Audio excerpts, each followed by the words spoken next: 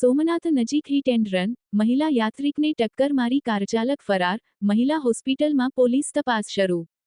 પ્રભાસપાટણ ખાતે આવેલા વિશ્વવિખ્યાત સોમનાથ મંદિર નજીક હિટ એન્ડ રનની ઘટના બની છે. મહારાષ્ટ્રથી દર્શનાર્થે આવેલી 65 વર્ષીય મહિલા યાત્રિકને અજાણ્યા ફોર વ્હીલર ચાલકે ટક્કર મારી ફરાર થઈ ગયો હતો. આ અકસ્માત સોમનાથ મંદિરના હમીરજી સર્કલ નજીક પાર્કિંગ વિસ્તારમાં ટ્રાફિક નિયમન પોઈન્ટ પાસે થયો હતો. અકસ્માત બાદ આસપાસના લોકો અને પોલીસ કર્મચારીઓ ઘટનાસ્થળે પહોંચી ગયા હતા. ઈજાગ્રસ્ત મહિલાની ઓળખ મહારાષ્ટ્રના કાંતાબાઈ અશોકગીરી ઉ.વ. 65 તરીકે થઈ છે. ઈજાગ્રસ્ત મહિલાને તાત્કાલિક 108 ઇમરજન્સી એમ્બ્યુલન્સ મારફતે સારવાર માટે પ્રભાસપાટણ રેફરલ હોસ્પિટલ ખાતે ખસેડવામાં આવી હતી.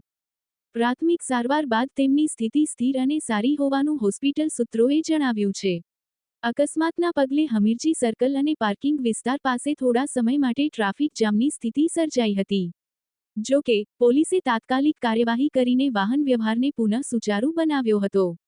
બીજી તરફ, અકસ્માત સર્જી ફરાર થયેલા કારચાલકને શોધવા માટે પોલીસે તપાસનો ધમધમાટ શરૂ કર્યો છે. આસપાસના સીસીટીવી કેમેરાના ફૂટેજ અને અન્ય તકનીકી પુરાવાઓના આધારે ફરાર વાહન અને ચાલકની ઓળખ મેળવવાના પ્રયાસો હાથ ધરવામાં આવ્યા છે.